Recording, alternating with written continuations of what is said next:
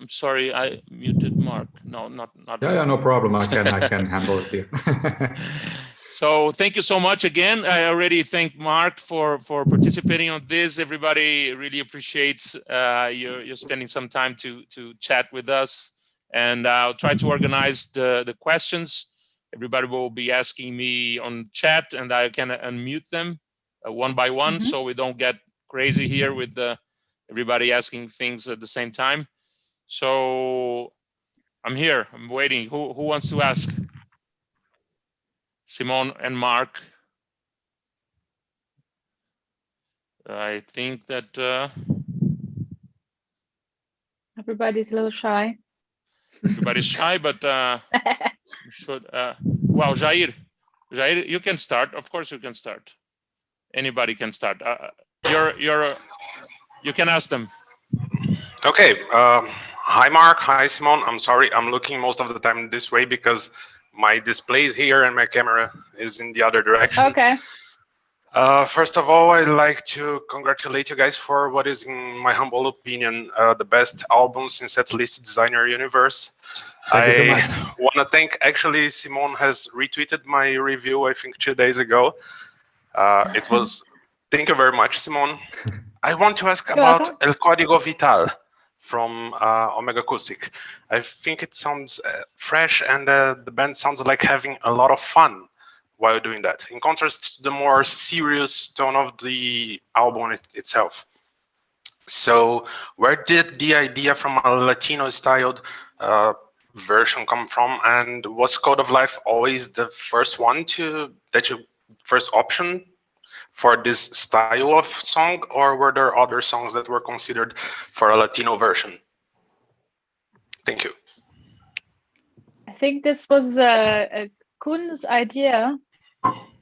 It's also his song, like the album version. He's the musical composer for the song. And when we were discussing the options for which songs we're going to, record an acoustic version of, he said that he wanted to do like a salsa version and have a part of the lyrics translated in Spanish as well, which is the first time for us that we've done that. And I like it. It's actually totally different than the album version, and that's something we've done with a lot of the acoustic tracks, that we try to change them around. Like Abyss of Time was getting more that Irish touch to it than, of course, the song in the album already has that, but we adapted the title also to fit to the Irish. A lot of people, their last name is like O'Nally, O'Neill, O'Brien, and we named it Abyss O Time. And Rivers is the a cappella version, which I think is super beautiful. It's so simple, but it's like very intimate. And I listened to it again today, and it's like I get goosebumps from that. And Omega is also, it's totally different, but yeah, just doesn't matter if the song itself has like a good melodies. You can change it into any different style you like. And we are a metal band, but we like to have fun. And at the end of the recording process, which can be very tedious, it's nice to just use all the instruments that we find in the studio. And yeah, El Código Vital is like, you can shake your booty a little bit to it. Thank you very much. Really nice. Now I let Marcia ask a question. Go on, Marcia. Hang on. Yeah, you can do it now.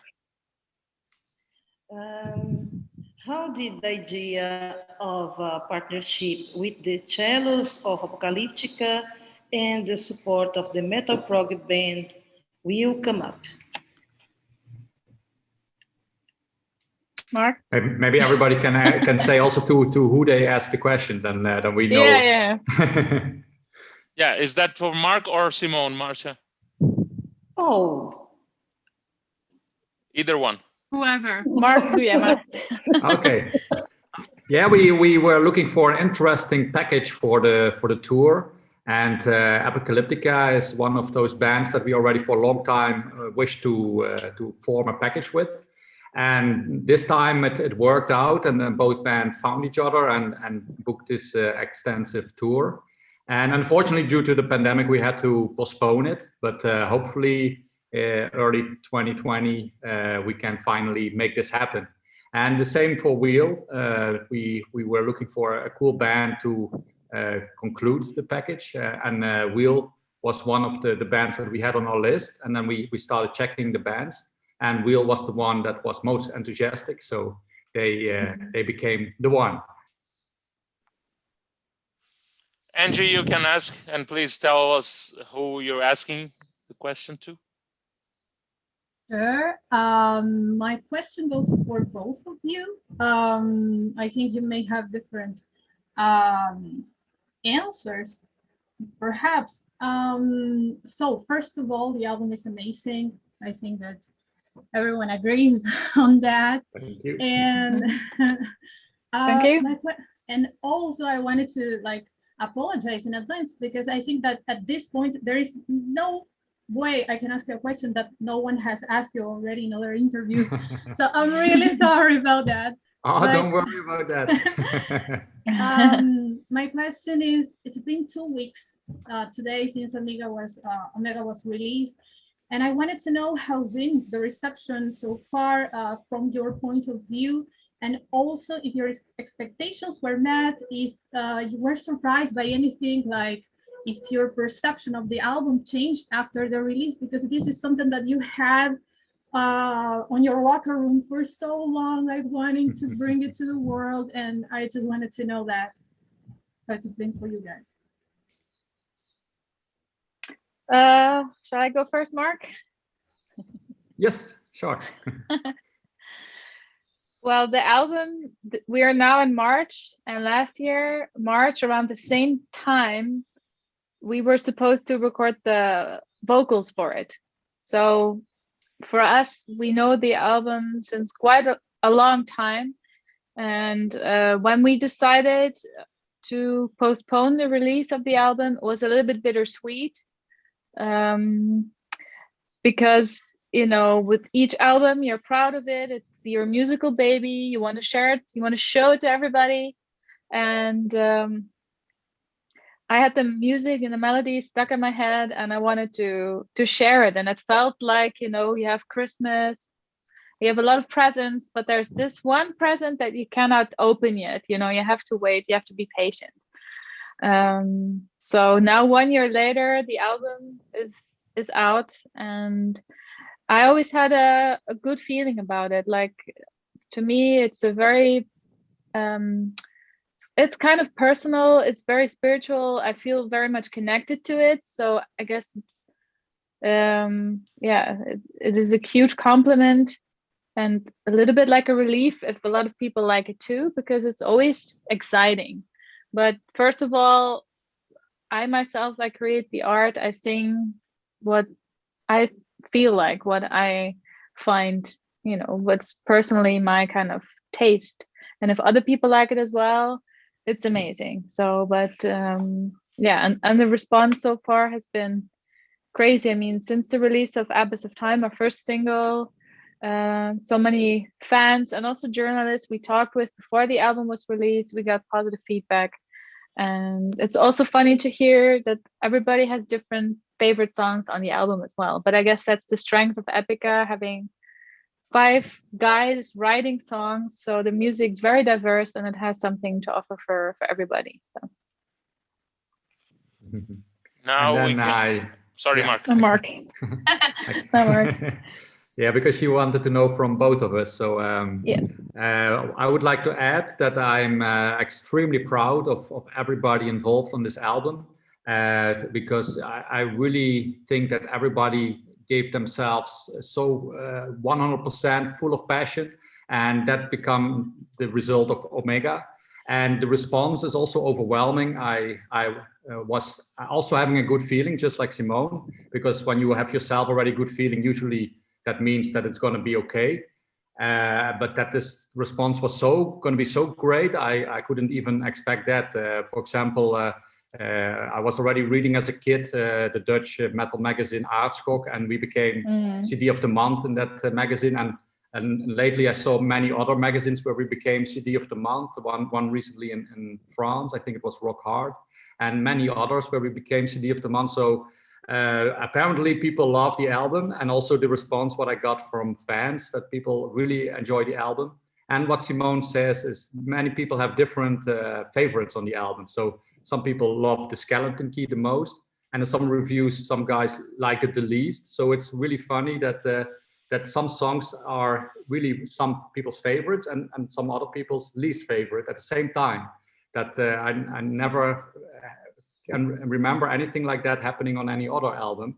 And that means, I think, yeah, that every song finds some other people's to be this other people's favorites.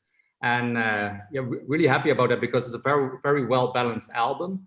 And we really try to find for a well balance on it between the old Epica and new Epica. So I think everybody literally can find something of their pleasing on it. And I already said I'm really proud of it. Thank you, Mark. Augusto is the next one. My list. He's unmuted now.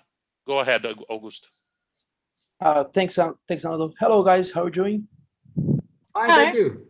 Hi. Yeah, it's Friday evening. Woo. Yes, Friday. I want to know from you, what can you tell us about the principal difference between Epica from the beginning, from the first album, to Epica in Omega? Because for me, that I will be sincere with you guys, I'm not a huge fan of that from Epica, but Omega is a huge album. Congratulations. That's why I want to know what can you say to us the principal difference between Epica from the beginning of your career to Epica in Omega nowadays? Thanks. Was the question for Mark or me? I didn't hear. For both of you. For both of you. Even though almost 20 years have passed, of course we evolved as a band, as like individuals, as musicians, or in my case, singer. I grew up with Epica. It's like my learning school, my university, and my job all in one. And I think Omega has some similarities to the early days of Epica, like, for example, the Oriental music. Song like Seal of Solomon brings me back to the early days of Epica. But Omega is very mature. It's like Mark says, it's well balanced.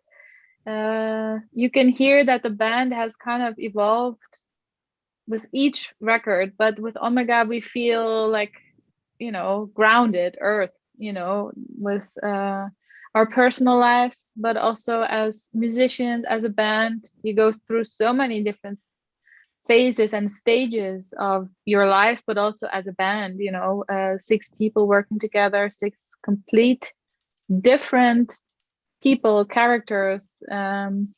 But yeah, I think it is day and night difference, but at the same time, it's also connected. The early days of Epica, and we bring our experiences, we bring our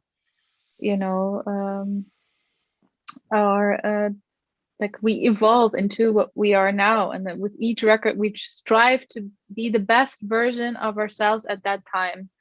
And I think we succeeded with that without losing the Epica sound. We still have the elements that Epica is known for, but we also dare to experiment a little bit and add new, refreshing things as well. Wow, there's nothing more to add to that. Sorry. Yeah. You said next time you everything. Go first. Yeah. Yes. No, but you gave a good answer at everything I would have said too. And but for us, it's like we are inside the band. So for us, it's like we were in Epica. We're still in Epica. It feels more or less the same. We still have the same passion like we had in the early days. We still want to make the best possible album. So it's really hard to put yourself outside and look at yourself, how you feel about now and from the beginning. So it's like observing yourself from an outside perspective, which is weird in a way. But yeah, of course, like the early days, then you are like discovering the wheel, so to say, and now it's like finding ways to reinvent yourself and without repeating yourself, and that's something that we really always aim for in order to to make albums that make a difference and not something that we have done already. Yeah, next one is Gustavo. I'll just ask you guys to ask just one of them each question, so we can have more time and more questions, and then in the end you can ask the other member of the band if you haven't done yet. So we'll go back to the end of the line, okay? But now it's Gustavo Mayato. Hello. Well, thanks for inviting me to this meeting. My question for Simon. Well, I want to ask about the song Code of Life. You said that it's your favorite song of the record, right? And well, heavy metal in general has a tradition, some riffs with Oriental scales, this Oriental approach. And the song Code of Life has this opening riff with Oriental approach. So I want to ask about the composition of this song, about this Oriental influences, and if you think that we can learn something from this Oriental way to see life, to see culture in general. Yeah, Code of Life was written, like the music was composed by Kun, and it has been one of my favorite songs since the beginning, like when we were still in the early stages of the writing process. I remember hearing the song for the first time. It was not finished. It didn't have like a bridge nor an ending to it. It was just the main theme, of course, the chorus and the intro. And I already started listening to the song on repeat, even though it wasn't finished yet. And I was really hoping for the song to be on the album. In the beginning of when we're doing the writing process, nothing is certain yet. Everybody throws their ideas on the table or in the on the internet and exchange it via email or whatever. And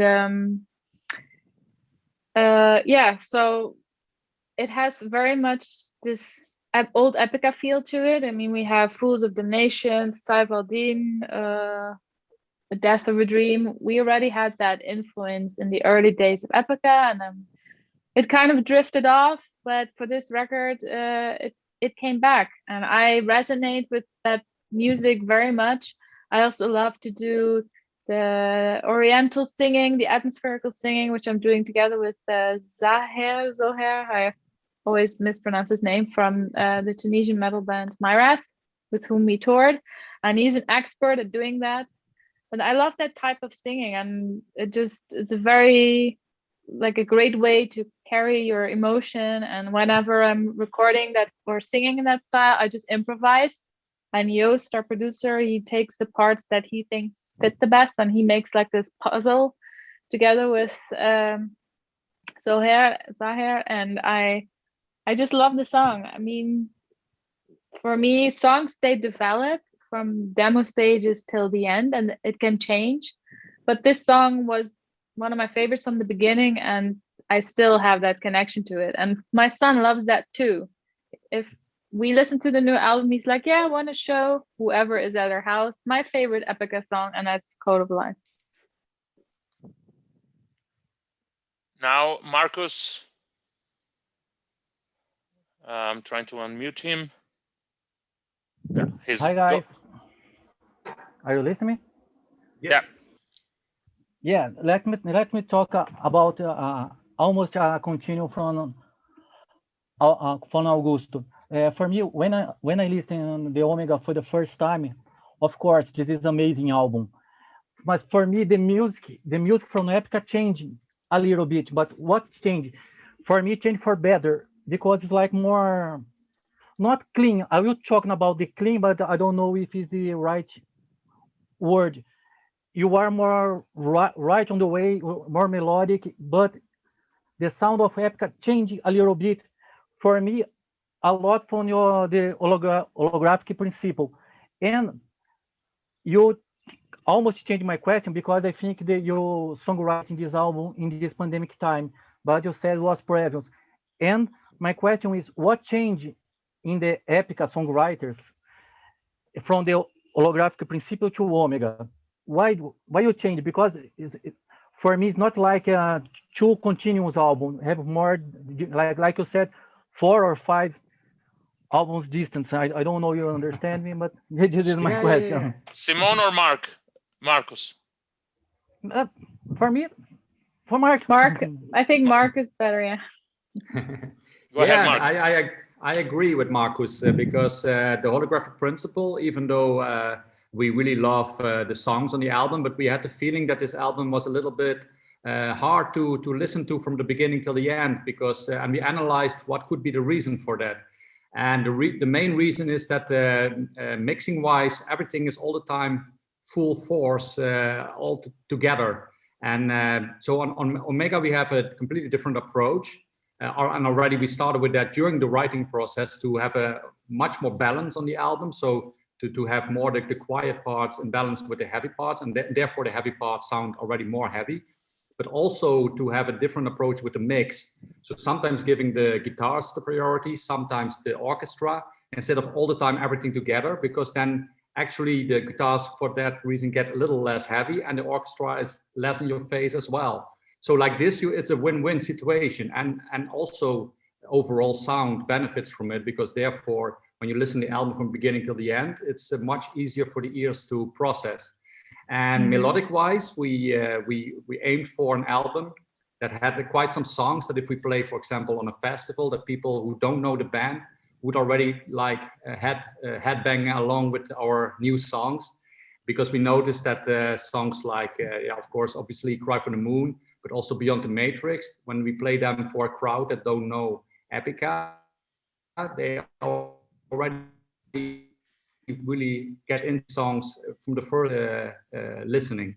And so we try to focus on to having a few more of these tracks. And also the difference of way of working with the holographic principle was that now we got together in 1 week in the Netherlands, and physically together and working on each other's tracks. So our producer was there too. And so it was a very pleasant way of working together, eating together, really like team building, and at the same time working on these tracks. And I have the feeling that here we made a difference. By the next 10% of our tracks, we lifted them up to the next level. And we definitely keep on doing that also for a future album, because we really loved working like this. Okay, William, you're next. Go ahead. Thank you. Thank you. Hello, Simon. Hello, Mark. Can you listen to me? Yeah. Yes. Yeah. Okay. I think this question goes to Mark too. I wish to speak about Freedom Wolves with him. The lyric speaks of the internal fight between two wolves, if I'm not wrong. One representing our evil and melancholic side, and the other representing the joy and perseverance.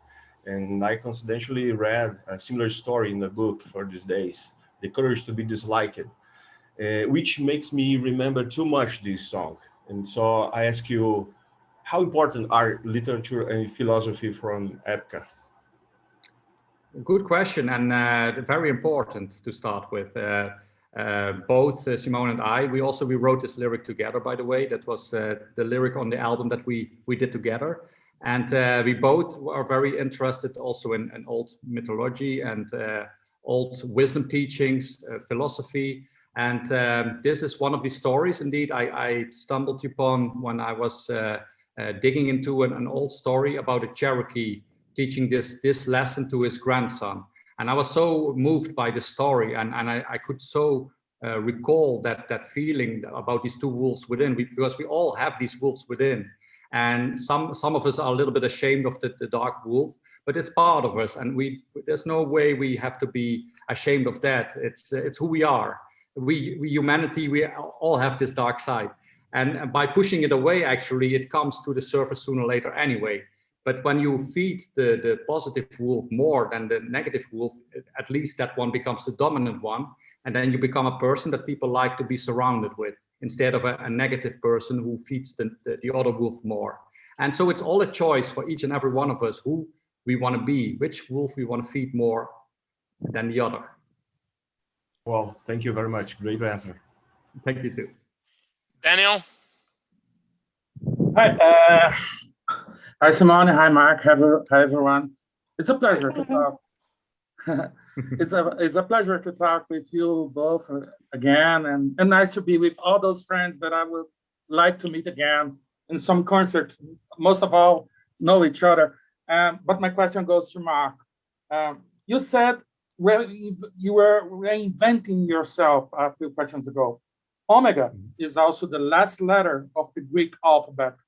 And sometimes it's almost a synonym for end, the end of something. Everyone hopes and knows that this is not your last album, but does it represent a point in your career or in your life or anything when you stop something and start again?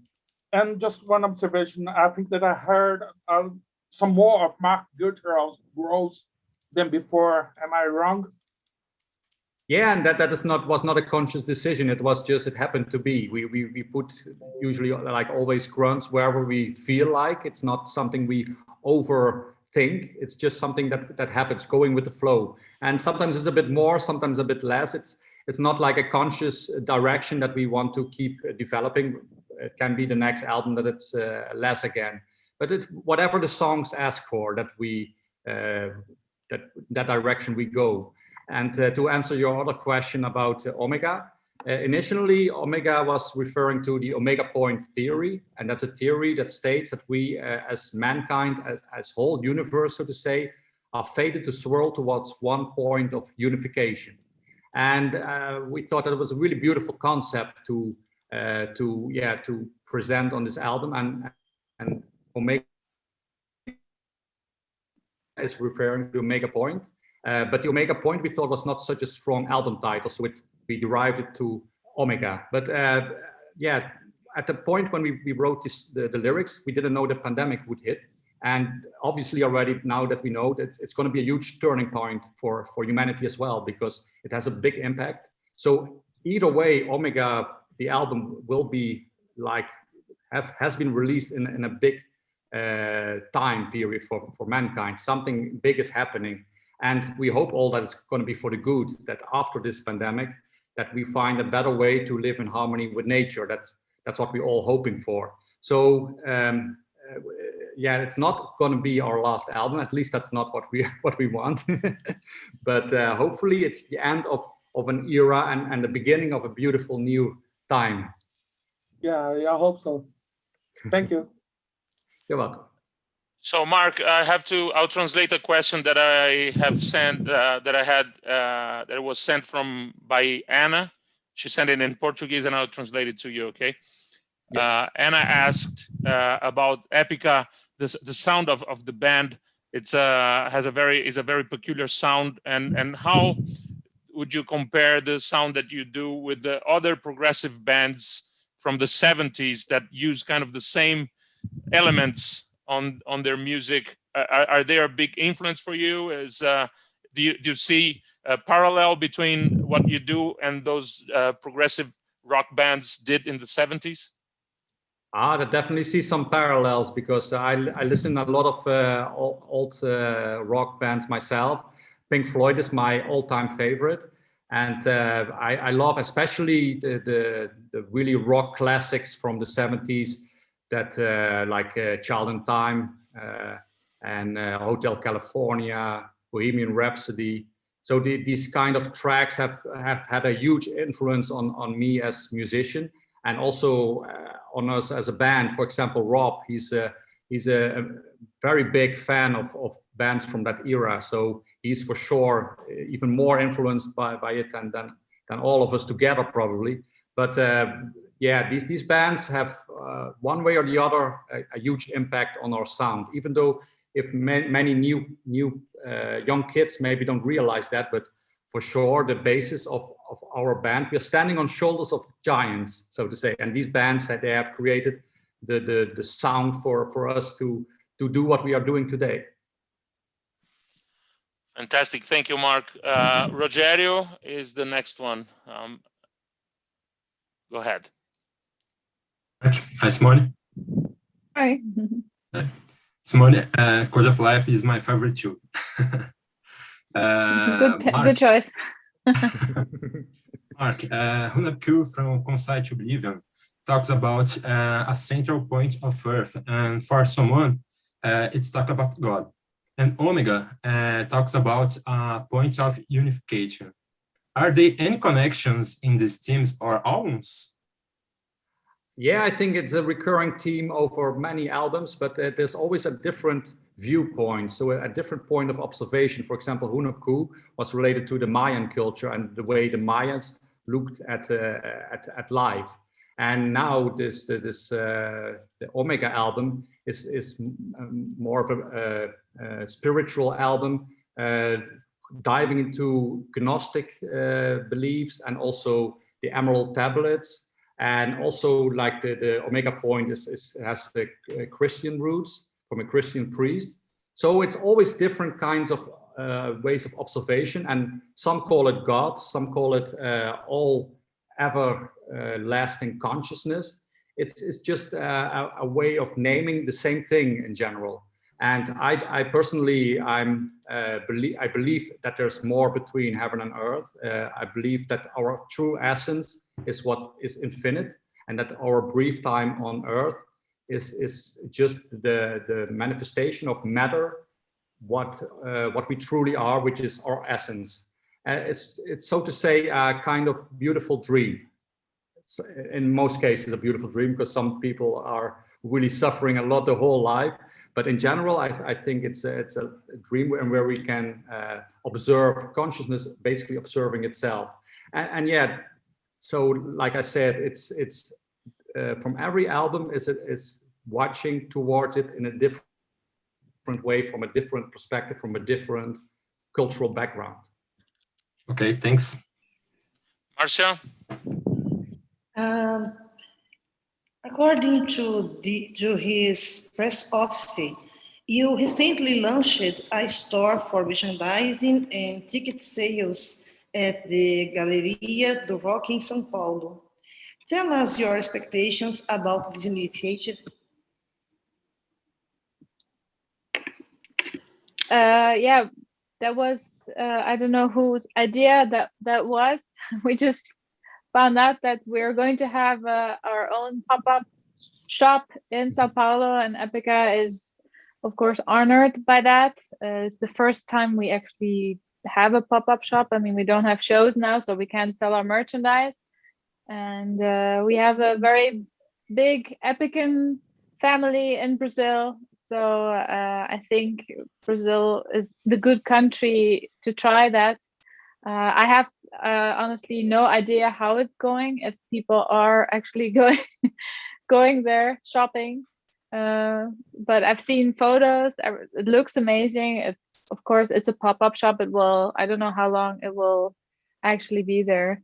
But yeah, it's, I guess it's, first of all, a great honor to have a pop-up shop like that. And we want to come over to Brazil in December. So it is, yeah, it's a way to kind of connect the fans also. Augusto, go ahead. Okay, thanks, Nando. Mark, for you, guy, in the course of Omega, we can listen to a lot of progressive parts together within extreme parts. Please, how could you join these in a so unique way? Because it's a thing that called my attention in this album. Okay, how could you join this? How can you join all those influences in songs that it always make it seem so natural? But I think that was difficult. Can you explain it to us, please? Yeah, sure. For example, if you take a song like Kingdom of Heaven, which has quite some progressive parts, yeah, it's a very long process from the beginning of writing such a song till the end. And if I take that song, for example, I started together with Isaac. We worked like back and forth, sending each other files. And then at a certain point, we started working on it with the whole band, including with the producer Joost. And then we dive really into detail, and then we weight every part. We see what we can improve and how we can make transitions better. And then at a certain point, we start recording it in a demo version. So with all kinds of samples that later on will be played by the orchestra. And then we have, at a certain point, we have recorded the whole track the way we want it to be. And then it sounds probably to many people already pretty good. But then we actually start recording it for real. And so before we start recording it for real, every detail is already discussed and we know exactly what's going to happen. And I think that's the reason why it sounds so natural, because nothing will catch us by surprise anymore. And because in the early days, we went to the studio and we didn't know exactly what direction some of the songs would go, or the drummer would on spot do something different than we agreed in the rehearsal room. So then sometimes these things happen, but that nowadays we know exactly, once we start recording, what's going to be done. Just sometimes some little things with the vocals and lyrics will change here and there, but that's basically it. All the rest musically is already totally fixed. Daniel, you're next. Me? Okay, I'll take the time. This time I'll ask you, Simone. Simone, you have, during the show in Fortaleza, we had a power outage, and you had to and you sang a song with Korn. I would like to know if you have had any experience like that before.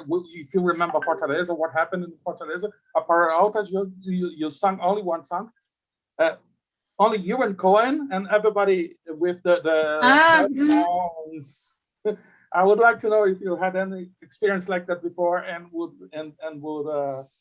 share with us anything. Yes. Like that. That was a very spontaneous moment. I mean, we've had like electricity shutting down. We've had that before, and we had to, we didn't know what we were going to do. There wasn't even any lights. It was not that maybe, one part wasn't working, but everything was gone.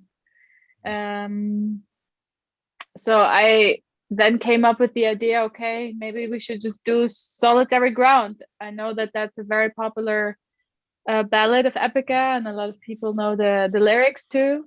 So yeah, we just did like a cappella Solitary Ground with the audience. And I asked everybody to turn on the flash on the phone so we could see. And I mean, that was definitely a live show. I mean, and improvised and trying to make the best out of the situation. And a lot of fans actually loved that. I mean, we had another experience once that was in the Netherlands. We went on stage, and during the first song, everything was shut down because of the construction of the venue was very new. The smoke on the stage was going into the elevator or something, causing the fire alarm to go off. So we go on stage, we're pumped, we're full of adrenaline, the first song, and then poof, everything is silent. And then we had to go off stage again and go back on, and that felt like Spinal Tap. But that happens. But in Fortaleza, like you said, we had a good solution and it worked out really well. And I like those kind of moments actually, because they're unexpected and you have to go with the flow. It was very special. And I said in my video that it was not something that happened. It was somebody shut down constantly. It was very special. Thank you. Guilherme? So first of all, good afternoon, guys. And my question is for Mark. So Mark, I would like to know, in Epica concerts, so if you have a preference in using analog pedals or digital equipments like Fractal or Camper, and if you have any preference between one and another, why do you prefer? Yeah, first of all, I wasn't always a fan of digital amps. But since we use Positive Grid, that's the first thing that really convinced me.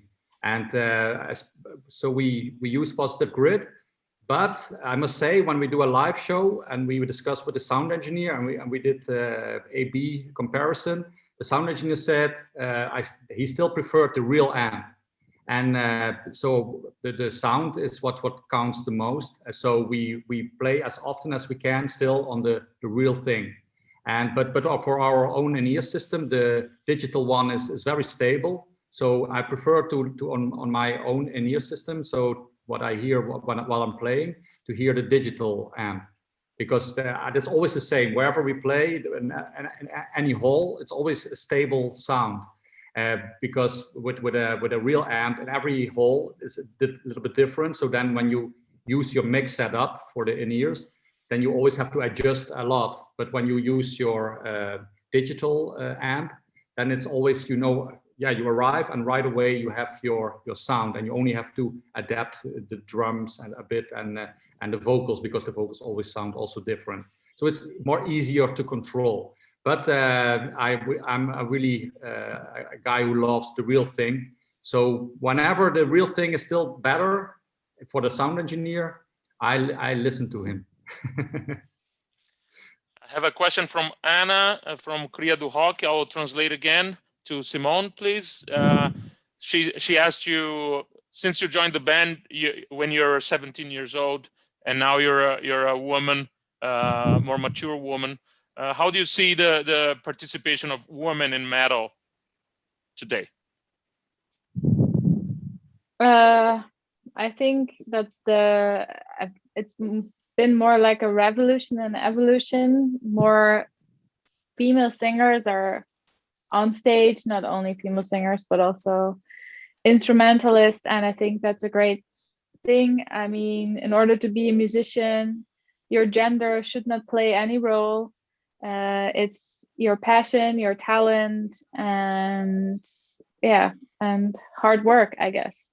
When I started off, there were not that many female vocalists, and I am very thankful for singers like Anneke and Daria, Christina, but also singers in the rock scene that kind of paved the way for women to enter the metal scene. And it's, I guess, still kind of a minority, but I don't feel that myself. I don't feel disrespected. I don't feel like I'm not being heard at all. And I can just advise any other women out there that want to make it in the music scene. I think the metal scene is one of the safest, most respectful music scenes there is for women, compared to if you were to dive more into the pop music scene. There is definitely more inequality than there is in the metal scene. I can add to that Charlotte of XD Lane, Charlotte Wessel, she wrote on her Instagram, she said, when was the last time somebody asked, how is it to be a man in a metal band? Yeah, that is indeed a question that's asked a lot. But I just saw it like yesterday or something, so it I saw it too. Came to my mind. William, you're next. Okay, and again, I think this time I will speak with Simone, if you don't mind. Well, in 2 years from now, Epica will complete 20 years of activity. And for the band's 10th anniversary, you released a remarkable record, and I particularly consider retrospect one of the greatest moments of the band. What I want to know is, for this awaited second decade anniversary, what we can expect? That sounds like a really, really long time. Even that makes me feel old, you know, like starting at 17, now I feel like 70. If you say Epica has been around for 20 years, but I started really young. And retrospect was definitely a milestone in our career. 10 years of Epica now, soon it will be 20 years. But the pandemic kind of ruined a lot of things for a lot of bands, and for us, I mean, by the time that we have our 20th anniversary, that's when we go back on tour to promote Omega, hopefully. I mean, everything had kind of got put on hold, but we do love to celebrate whenever we can, in order to, you know, say thanks to our amazing Epica family. And I mean, with Design Universe, when that album had the 10-year anniversary, we like to do something special. So we don't have anything concrete planned now, but that can change. It's just everything is kind of tricky at the moment to plan because of the pandemic. So we're always like, we have to be flexible, we have to be kind of spontaneous. It's very difficult to plan very far ahead in the future, and that was something we didn't have any problems with in the past. This is a very unique, weird situation, but we will not let that moment go by silently. I will promise that. Okay, thank you. Angie, you're next. So I'm gonna try to make this quick. My question is for Mark specifically, if you guys think that's okay. You have stated several times that Omega is a more balanced album. You were like very careful in putting the right elements, the right amount of each sound, of every element and everything. So we have touring dates for the end of this year. Hopefully we're all rooting for that to happen. And I was wondering if for Omega being a more balanced and maybe a little bit less complex album to play live, if you think that will change the dynamics on stage, how do you imagine that?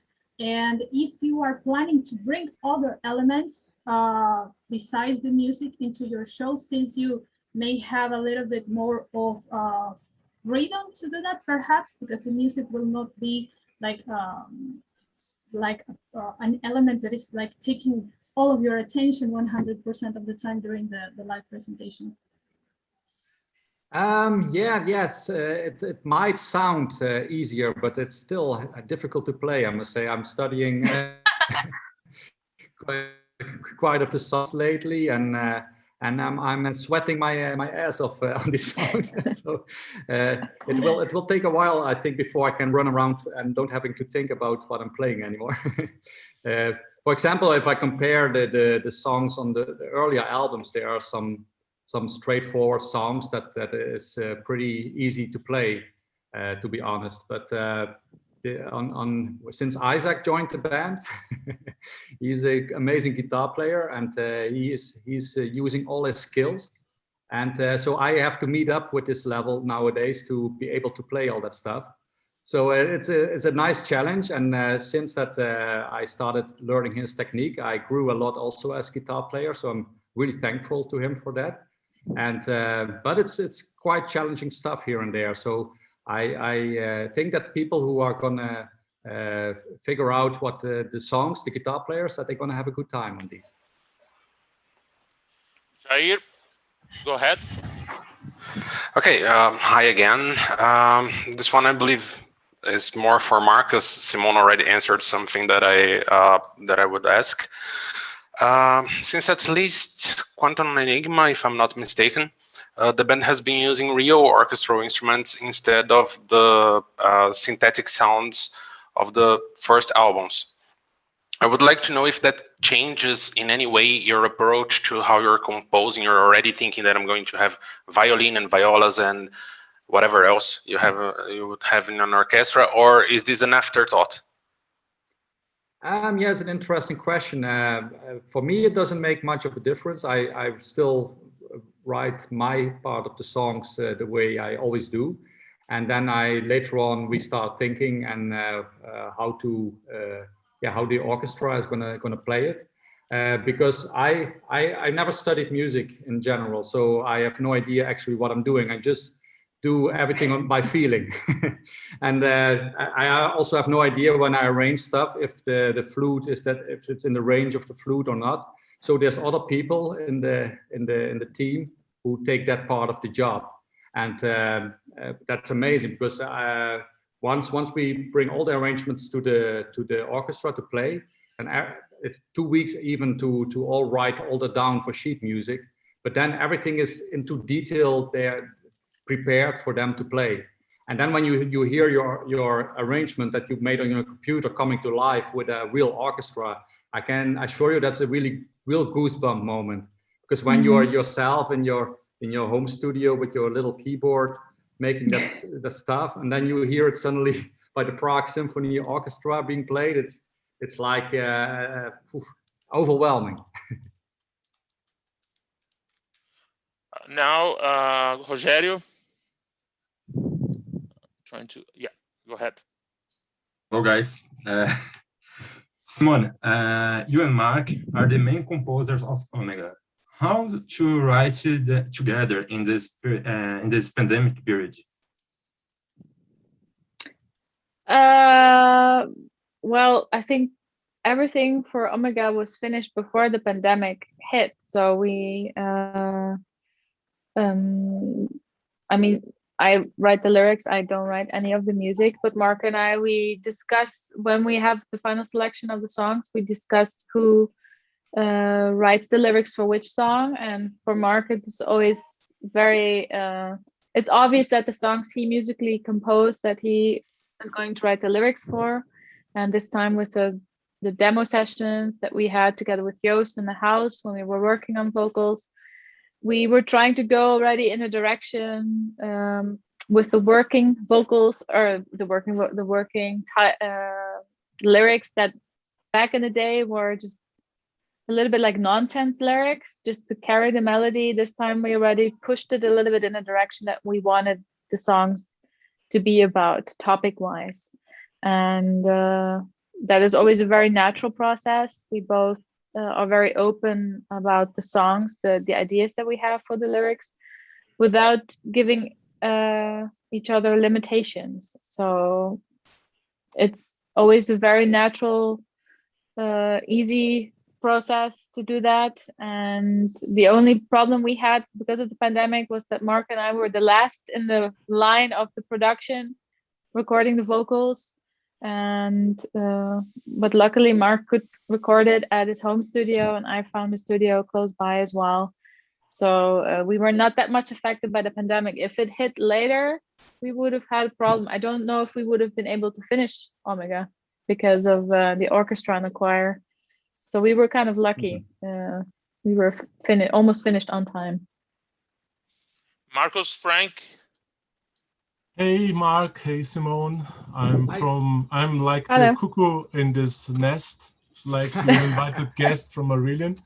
And I work for Blast magazine. I did an interview with you, Simone.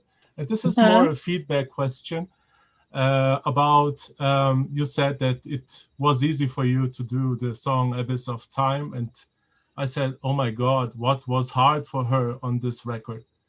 And and I was wondering if this was easy for you, if you are thinking maybe of searching something more challenging for your voice someday, like Floor did, like for Revamp, for example. So there are some parts on the album that I had difficulties with timing wise, like at the end of the main vocal recordings, that's when I do lead or like blend in vocals for the choirs. So sometimes I have like a very clear lead on top of the choirs, but I record all of them so that Joost can still use the sound, the color of my voice to blend in with the choir to make it sound a little bit more like my voice. And I think it is Kingdom of Heaven. There's one choir part that comes very abruptly, and I was in the studio, like Joost was like, no, it's so many beats, and I was so distracted by the music and I couldn't hit that moment, and he's like, yeah, let's just leave it. And it was not a vocal challenging thing. It was the balance and harmony as above so below, but the moment that was hitting in the music was like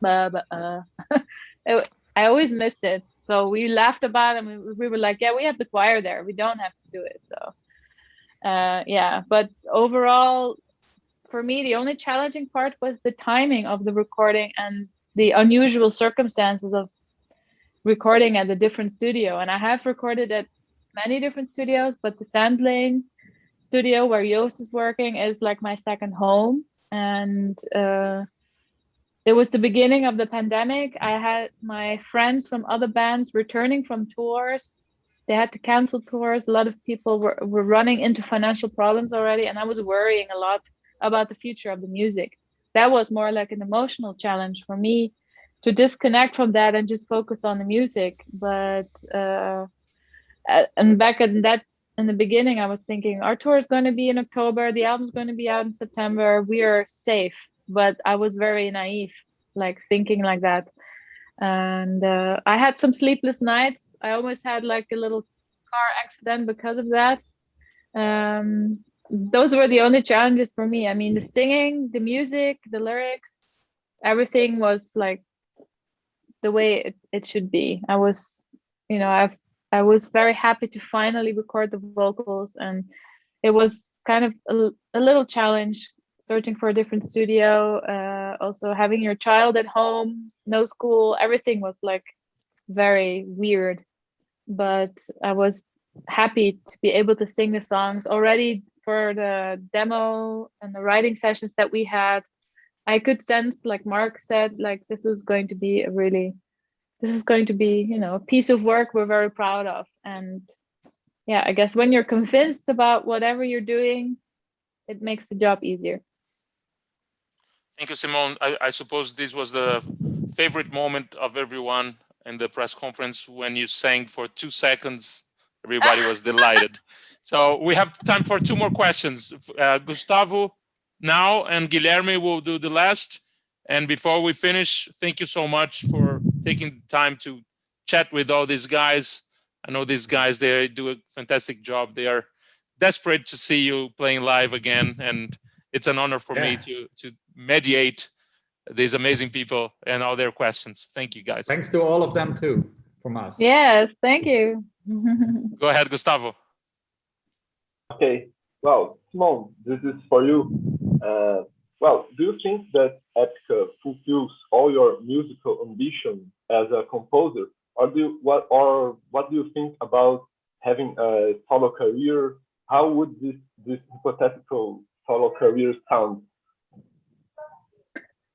I have a very wide musical taste, something I have faced criticism for, which I myself don't understand. I am a very open-minded person, and I love music for the emotions. It doesn't matter which genre it is. If I like the melody, if I like the vocals, if I find a connection to it, there's no shame in saying that I like to listen to singers in the pop scene, or I like jazz. I love Disney movies. I mean, but I'm not a fan of Frozen. I will honestly say that. That's not my cup of tea. I'm the old Disney princess. So singing for me in a movie one day would be something which is on my bucket list. I often receive positive feedback whenever we do ballads, that a lot of fans say that, that is kind of my strength. So I would definitely love to do a solo record one day, but I'm feeling, I don't feel that Epica is not challenging me enough. I do try with each record to get the best out of myself for the music, and I love to work with other artists as well. Something new, like I work with Arjen Lucassen quite a lot, which is really nice as well. And I have so many ideas of what I could do, like vocally. So I've been saying I want to do a solo project for so many years now, but still not much has happened.